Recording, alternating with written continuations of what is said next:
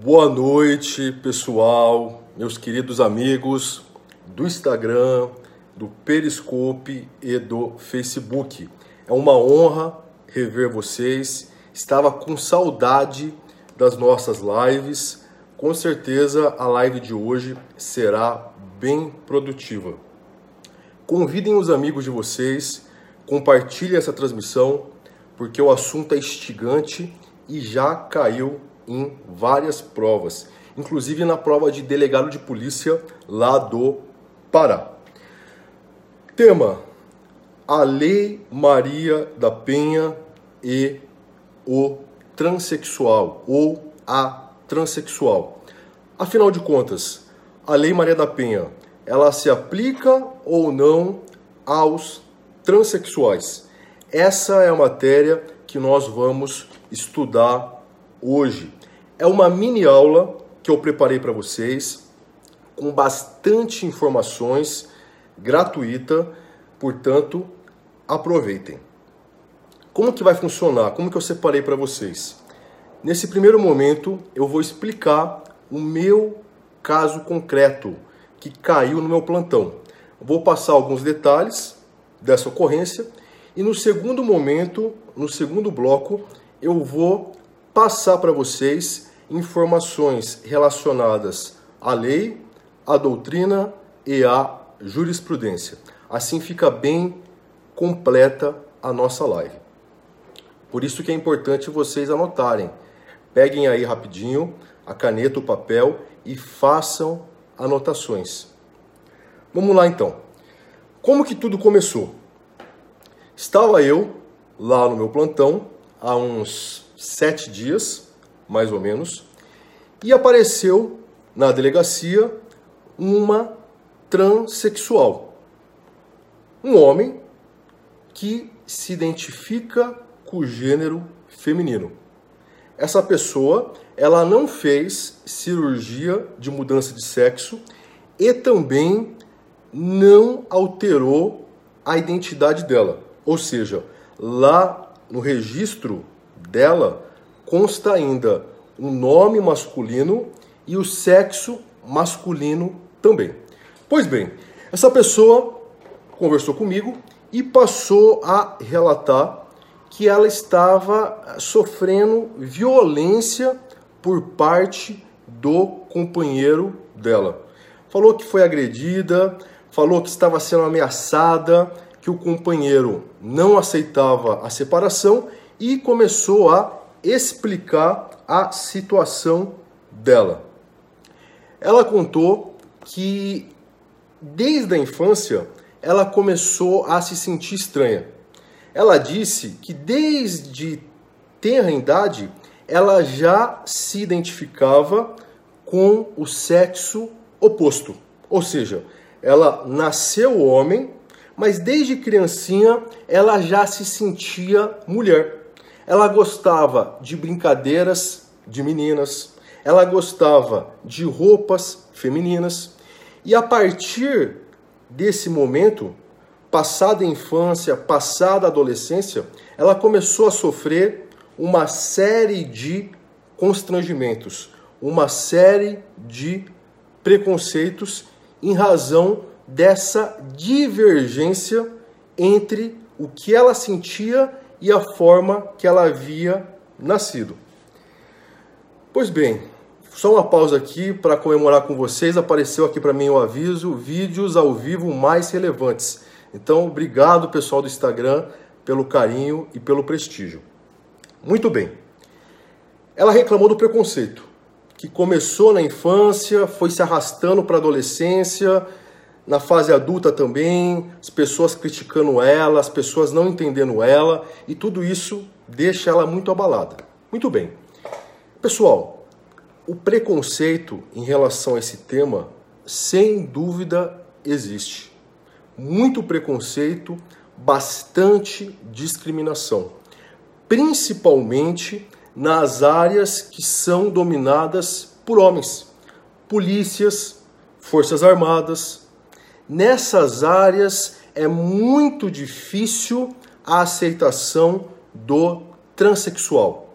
A ausência de conhecimento gera ignorância. As pessoas maltratam o transexual, não respeitam seus direitos. Isso é um quadro lamentável. Por isso que a gente precisa analisar o tema e entender a matéria antes de opinar. Essa visão nossa, essa visão individualista, essa visão egoísta contribui para as nossas mazelas. Nós precisamos entender que quando o direito de alguém é violado, nós todos somos as vítimas. Se os direitos fundamentais têm como destinatários todas as pessoas, quando alguém tem o seu direito desrespeitado, nós todos somos vítimas. Porque nós podemos ser as próximas vítimas. Se alguém é roubado, se alguém tem a sua liberdade desrespeitada, amanhã pode ser eu, pode ser você. Por isso que é fundamental ter essa análise global. Mexeu com um, mexeu com todos. Somos todos seres humanos. A partir do momento que a sociedade conseguir desenvolver essa visão global, o mundo vai ser muito mais feliz e justo. Em razão de tudo isso, ao ouvir o relato da transexual, eu tive a ideia de fazer a ocorrência e cadastrar no boletim de ocorrência a natureza de violência doméstica. Violência doméstica contra a mulher. Lei Maria da Penha. Apareceu lá no topo do boletim de ocorrência. E eu pensei comigo, eu tenho que ir além. Essa pessoa está precisando do Estado. Esse ser humano precisa do auxílio da lei. E o que eu fiz? Decidi encaminhar para o Poder Judiciário uma manifestação, uma peça solicitando medidas protetivas para essa transexual. Eu sabia que seria difícil conseguir êxito. Por quê?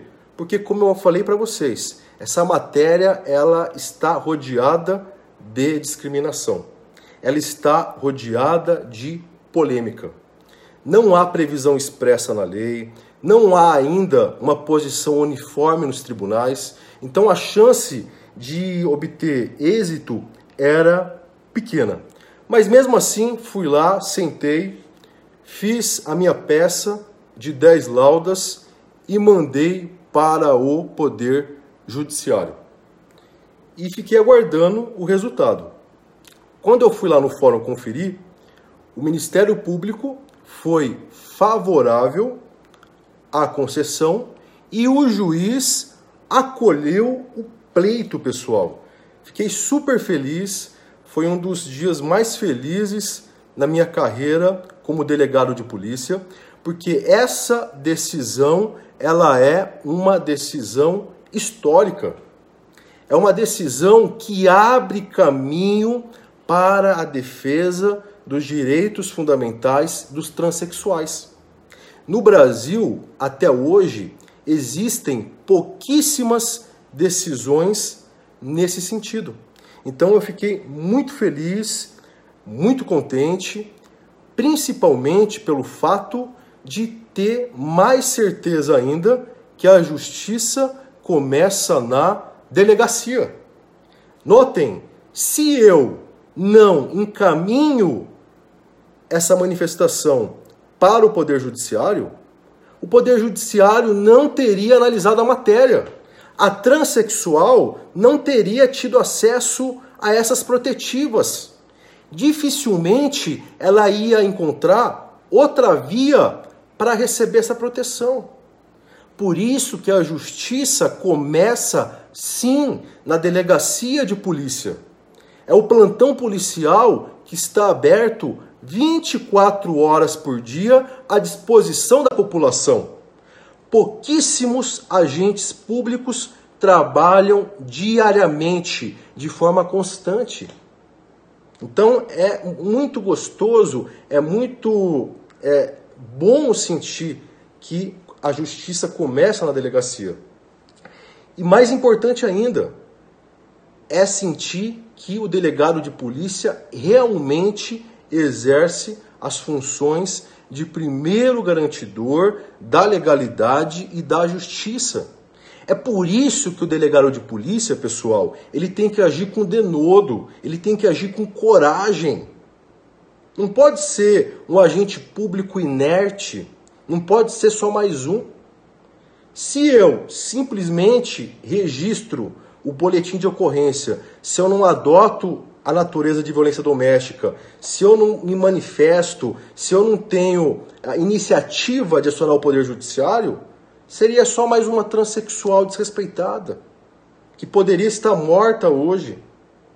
Então vejam, por isso que é importante a gente ter agentes públicos vocacionados. Por isso que é importante a gente ter agentes públicos que pensam fora da casinha. Nós estamos vivendo a era do dito pelo não dito, da inversão de valores, do império da corrupção. O Brasil só vai mudar quando pessoas vocacionadas tomarem conta da persecução penal. Hoje em dia, infelizmente, tem muita gente que ingressa no serviço público porque quer status, porque quer dinheiro. O cara quer ser delegado para ficar tirando selfie. Ele quer ser delegado para distintivo, para ficar postando foto com arma. Mas ele é só mais um. Ele não é movido por justiça, ele não respira princípios.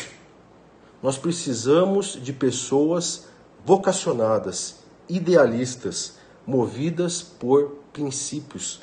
Esse tipo de pessoa jamais vai ser corrompida. Esse tipo de pessoa, ela vai fazer a diferença. Ela vai buscar justiça. Ela vai pensar no próximo. Ela não vai ficar no Ctrl+C, no Ctrl+V. Ela vai além. Então pensem nisso. Vocês que querem ser delegados de polícia, pensem nisso. Não sejam apenas mais um, mais uma. Façam a diferença na região de vocês. E a minha felicidade é muito grande porque eu sempre quis operar o direito, mas eu sempre quis ir além. Eu sempre quis fazer parte de situações marcantes, históricas. Quando eu ingressei na carreira de delegado de polícia, eu ouvi muita gente falando que o delegado não podia aplicar insignificância. Se você aplicar insignificância, você vai ser punido. Você não pode aplicar. Você vai ser perseguido. Só que eu tenho a minha personalidade. E o senso de justiça é muito forte em mim. Então eu comecei a aplicar a insignificância. E quando bateu no judiciário, o judiciário seguiu o meu entendimento. O Ministério Público também. Então isso, pessoal, gera uma satisfação enorme. Você operar o direito. Você ter um entendimento seu acolhido pelo MP, acolhido pelo judiciário. Quem disse que o delegado não pode aplicar insignificância? Eu já apliquei várias vezes. E a minha decisão acabou gerando coisa julgada material. Porque o MP foi favorável, pediu arquivamento, o magistrado acolheu. Graças a Deus, eu trabalho com juízes e promotores comprometidos com a justiça. E agora eu tive mais uma prova disso, com o acolhimento da medida protetiva para a transexual. Então isso é muito gratificante. Pessoal, dito isso, feitas essas considerações sobre o caso concreto, sobre a carreira de delegado de polícia, eu quero passar para vocês agora o segundo bloco, as considerações específicas da Lei Maria da Penha. Vamos lá. Professor, tem previsão expressa na Lei Maria da Penha em relação à aplicação dessa lei para o transexual? A resposta é negativa. Não há previsão expressa na Lei Maria da Penha. Mas se vocês abrirem o código aí, se vocês pegarem o vade-mecum, lá no artigo 2º da Lei Maria da Penha, consta que todas as mulheres têm os seus direitos assegurados, independentemente da condição sexual independentemente da opção religiosa. Então o artigo 2º da Lei Maria da Penha, ele é bem nítido, ele é bem expresso. Ele não apresenta condicionantes para que os direitos das mulheres sejam tutelados. E mais, lá no artigo 4º da Lei Maria da Penha, o legislador diz que, na interpretação da lei, o intérprete deve levar em consideração os fins sociais a que ela se destina.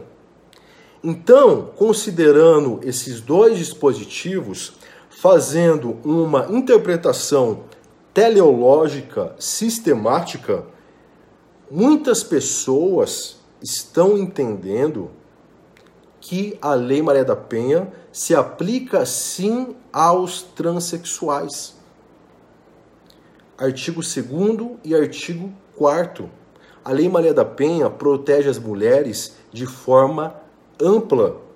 Ela abarca também os transexuais. Interpretação extraída do artigo 2º e do artigo 4º. E aí vocês vão perguntar para mim, mas professor, artigo 2º, artigo 4º, interpretação teleológica, interpretação sistemática. Então, o transexual está incluído nesse conceito? Eu entendo que sim. E outras pessoas vêm entendendo também que sim. Só que, antes de prosseguir com a matéria, eu preciso passar para vocês algumas distinções relevantíssimas. As pessoas estão confundindo termos que não são iguais. Homossexualismo, transexualismo e a questão do travesti. São três coisas totalmente diferentes. Muita gente fala baboseira sem saber essa distinção. Então, prestem atenção. Homossexual. Quem que é o homossexual? O homossexual é aquele que sente atração por pessoa do mesmo sexo.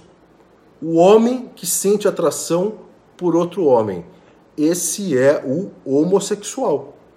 O fato dele sentir atração por outro homem, pessoal, não significa que ele sente repulsa pelo órgão genital dele.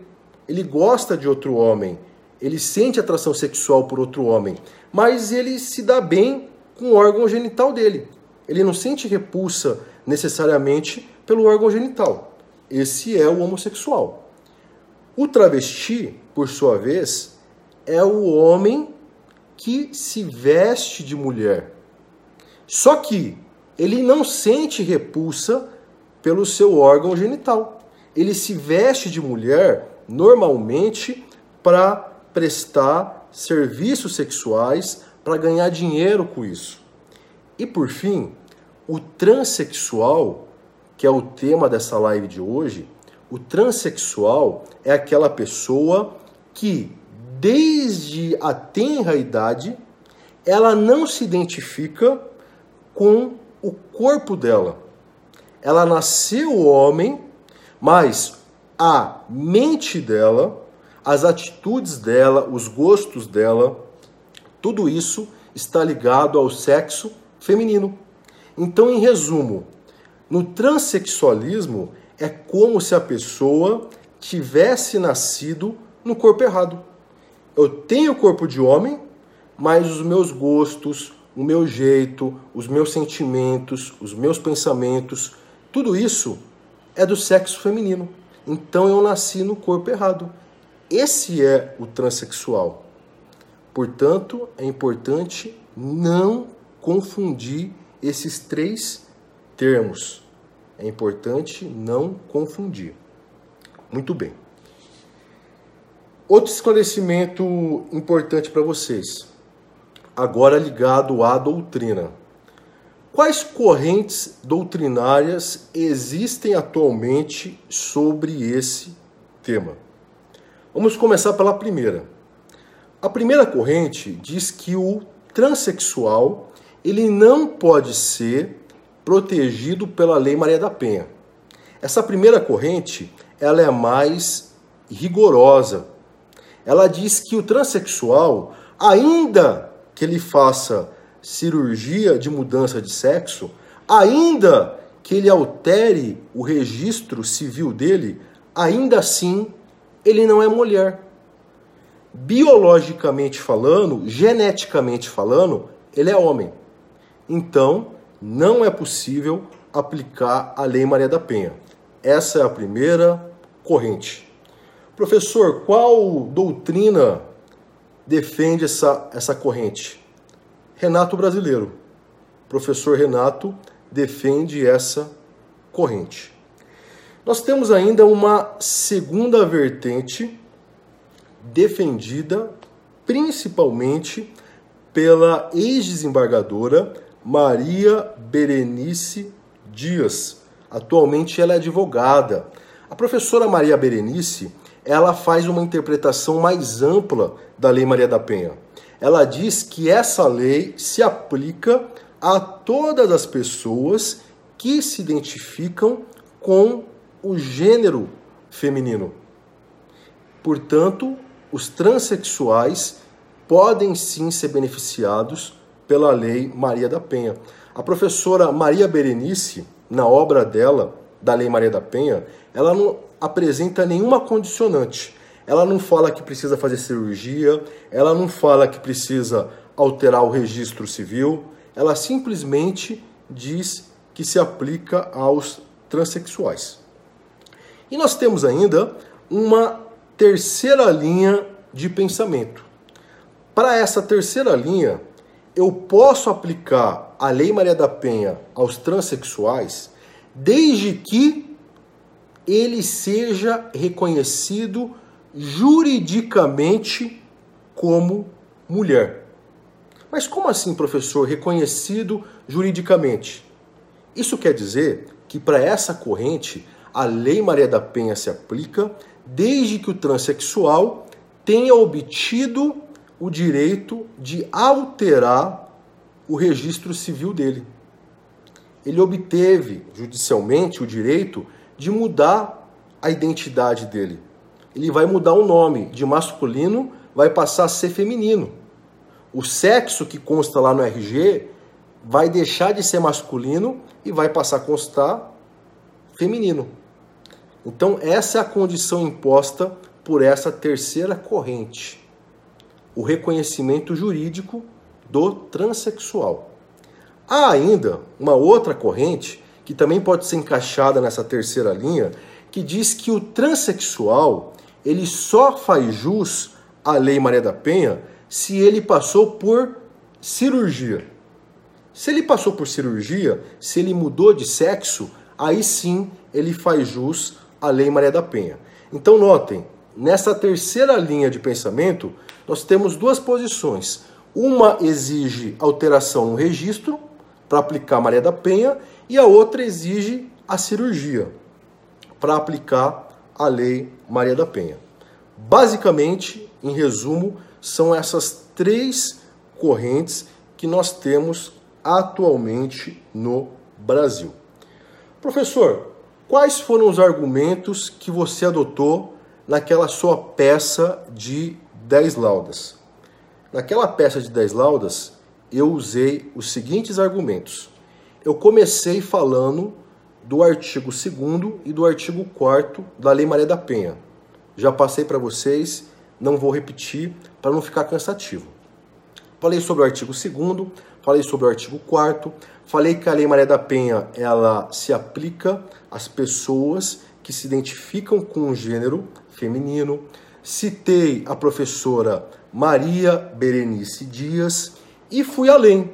Construí alguns argumentos que eu acho que são pertinentes.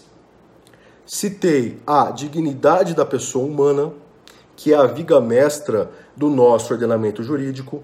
Citei também o princípio da proibição de proteção deficiente, princípio este que foi já usado pelo Supremo Tribunal Federal em alguns casos, notadamente naquele julgado que o Supremo estabeleceu que a Lei Maria da Penha é constitucional. Nesse julgado, o Supremo usou o princípio da proibição de proteção deficiente. O Estado deve fornecer mecanismos para proteger de forma eficaz os seus cidadãos. E citei ainda, na minha manifestação, a questão da felicidade, o direito à felicidade.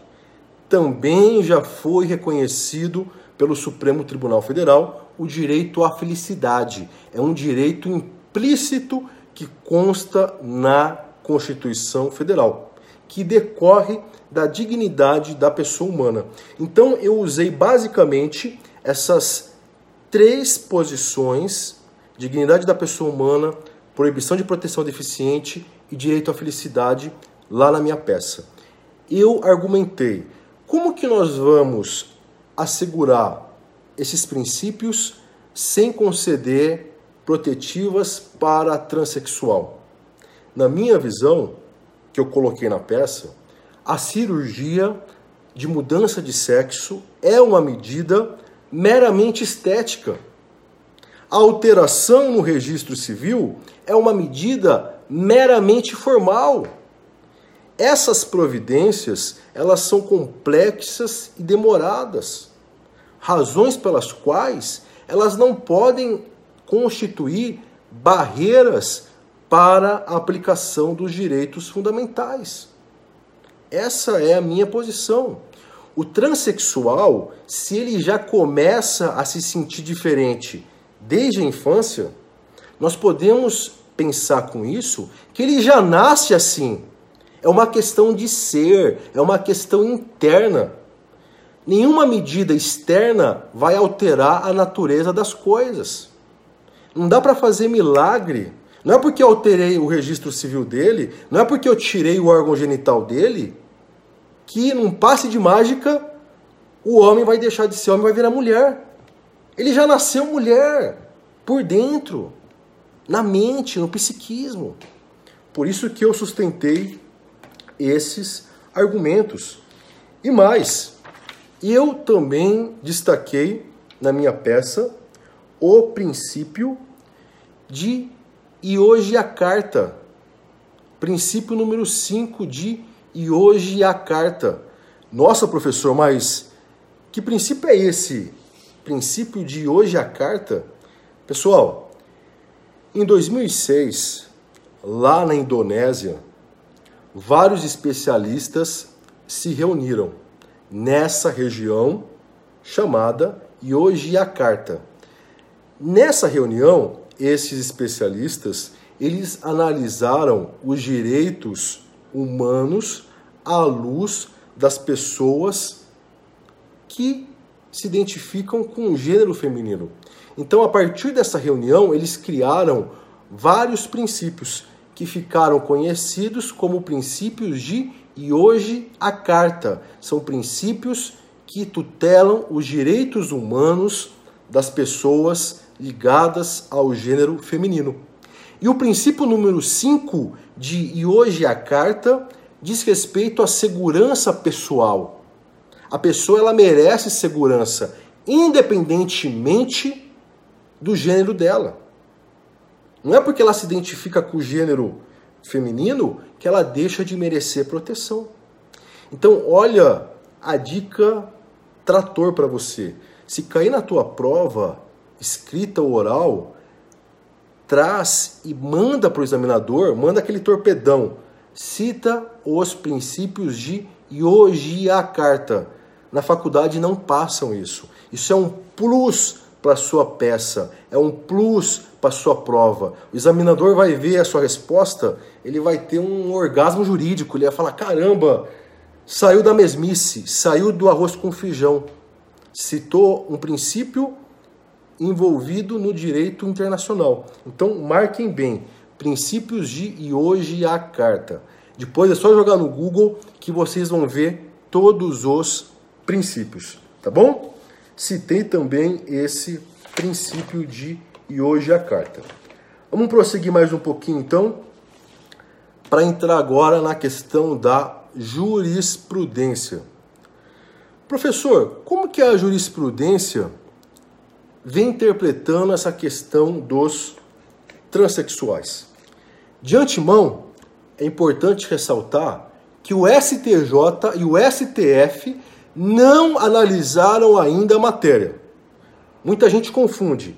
O STJ e o STF não se debruçaram ainda sobre essa matéria. Não falaram nada ainda se a Lei Maria da Penha se aplica ou não ao transexual. Não falaram nada. Muito bem. O que o STJ tem de julgado relacionado a esse tema? Tem o seguinte: há pouco tempo, o STJ decidiu que o transexual que quiser alterar o registro civil dele, esse transexual, ele não precisa se submeter à cirurgia. Alguns juízes estavam deferindo a mudança no registro, mas condicionando essa mudança à realização de cirurgia. O caso chegou no STJ. A STJ falou não.